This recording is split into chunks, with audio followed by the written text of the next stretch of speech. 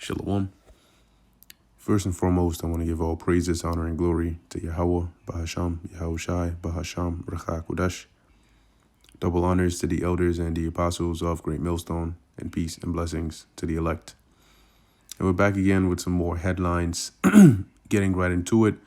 To start off, an update on the worsening global energy crisis here, as more and more people are starting to warn about the squeeze that's coming. Okay, at least that they're starting to see, and a lot more, people, right, experts in this field, you would call it, are mentioning how there's a difference now between, the difference between now and when the conflict first started. Of course, now it's more heated, but also when the conflict first started, as we're reading here, you had reserves, right, that were in place so things don't get too bad, or at least they can hold out for a bit. And we still saw prices of things going up fairly high, right? So now they're warning that as those reserves hit those critically low levels and things continue to intensify, as the headline reads, it's getting worse, right? And people need to be ready for that. HSBC warns commodities face squeeze as choke point chaos spreads. And that's also another thing that the chaos now involves almost a complete choke point, because now you got the Strait of Hormuz closed under conflict, and then also now the Bab el Mandeb Strait. The key takeaway heading into the weekend is that maritime choke point chaos has spread from the Strait of Hormuz to the Bab el Mandeb Strait, while fighting across the Black Sea has intensified between Russia and Ukraine. The widening disruptions have prompted several institutional desks this week to warn that a potential squeeze on physical commodity markets could send prices from energy to agricultural goods higher. That's not something to just read and glance over. The problem with energy is you can think of it like an umbrella, right? An umbrella that covers a lot of things. A lot of things.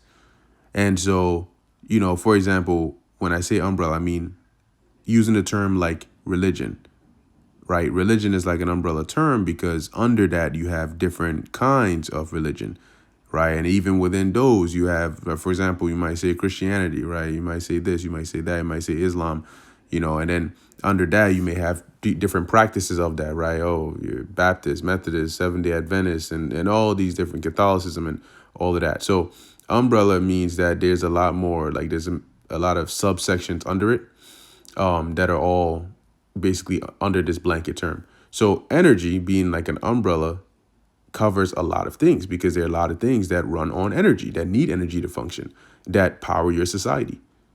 Okay. And these are things that a lot of people don't think about initially when they hear that term energy. But the things that you use in your day to day is requires energy. So when there is a spike in prices of energy, that means that whatever it is you're using is going to be affected by that. Okay. It says here to agricultural goods. That also includes agricultural goods is eventually what gets to the products that you use, right? From things you eat to, other factors of society that you use, right? Other commodities. And the price is the transfer. Okay.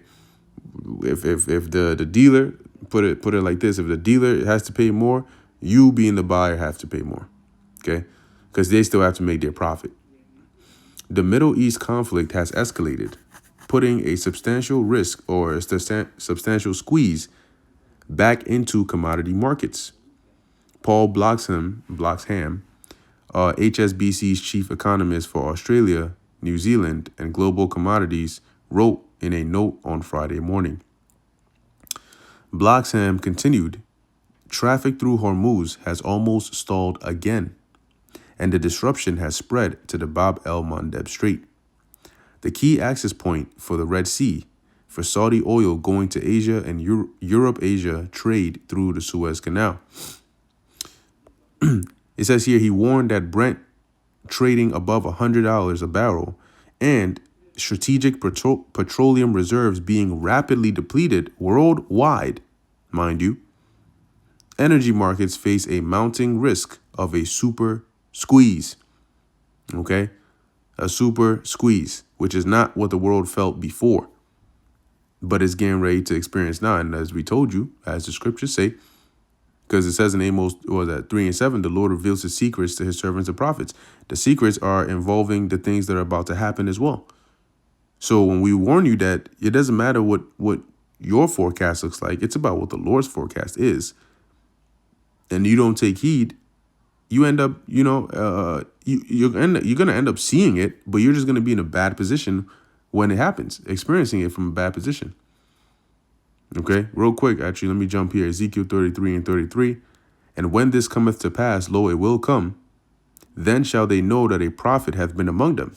See, so as it gets bad initially, right? People are, oh my gosh, what's going on? And then we tell them what's going on and what's going to happen. And then it starts to look like, oh, but it's getting back to being good. We all remember that. It was just a couple months ago. Oh, they've calmed down. They've accepted the ceasefire. Pakistan is mediating. Oh, they're going to have talks in Switzerland. Oh, they're close to making a deal. Oh, Trump says the deal is there. They got it. Everything is good. And now this is what, the 11th day, if I'm not mistaken, straight that they're bombing Iran. So what happened to that? Because according to the forecast of the Lord, according to the word of the Lord, according to prophecy, which shall stand, these nations are going to go to war with each other. It doesn't matter what happens in between. This is what the end goal of what has begun is going to be. Whatever sense of normalcy you saw before, each day that passes by, the world gets further and further away from that. And time does not go in reverse. Okay. So he says here, Bloxham continued, traffic through Hormuz has almost stalled again. And the disruption has spread to the Bab el-Mandeb Strait, a key, I think I just read this actually. Yeah. He warned that, yep, we also read that. Cool. I'm tripping out here. His message was blunt. It's not over yet. Adding, Hormuz, Mandeb, oil at 100, it's getting worse.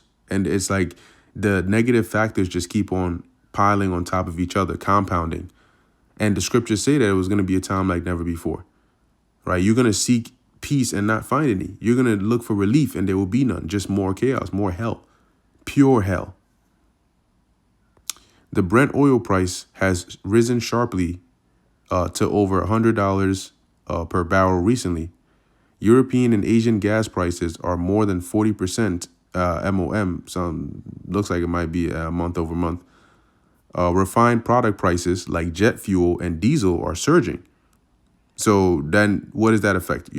Not just really your travel, but also you paying a lot more for goods, because a lot of the trucks that transfer those goods use diesel. And when they have to pay more, you got to pay more, because the trucks are going to charge the companies that are using them to transport their goods more. And the companies are going to say, well, I'm going to charge my customers more because I'm shipping these goods from point A to point B for them. So they need to pay more for it. So it all comes back to you. Okay. The one who isn't paying attention, who doesn't care, you're the one who's going to affect. Okay. It says, and wheat prices are at a 3-year high. And when it starts touching the food, people hear, oh, wheat and what's the name? A fertilizer, and these things. And they're like, oh, man, I don't even know what that means. I don't care about that. Okay. It says all on supply constraints concerns, with inventory rundown having been a key adjustment factor, preventing much bigger prices spikes earlier in the conflict, and stocks now much lower. Concerns about the tank bottom levels and non-linearities are expected to come back into focus. It's a super squeeze and it's not over yet. And that's the truth. Okay. So this is where the world is. This is what's going on.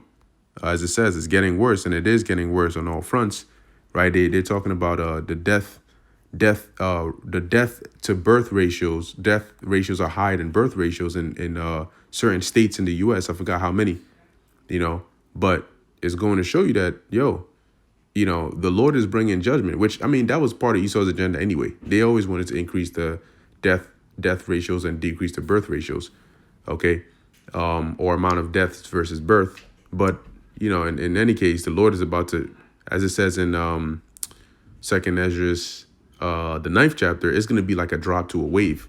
You want to talk about a ratio, So the Lord is definitely bringing that judgment, and these are all the last warning signs. The flashing red sign. Stop, stop, stop. Turn around, turn around, turn around. But once again, as the scriptures say, the simple pass on and are punished. And the Lord is bringing that punishment to this world. So we're going to keep watching what's going on, watching the Lord work, right? Because he works in these events and in these signs. It says in 2 Esdras 9, the world ending in signs and effects. So we're watching the Lord work. And as it also says in Habakkuk, to see what he will say unto us. Okay? So with that, I'm going to end it here. Lord willing, that was edifying and informative to the elect. In closing, I want to give all praises, honor, and glory to Yahweh, Bahasham, Yahweh Shai, Bahasham, Rachak Kodash. Until next time.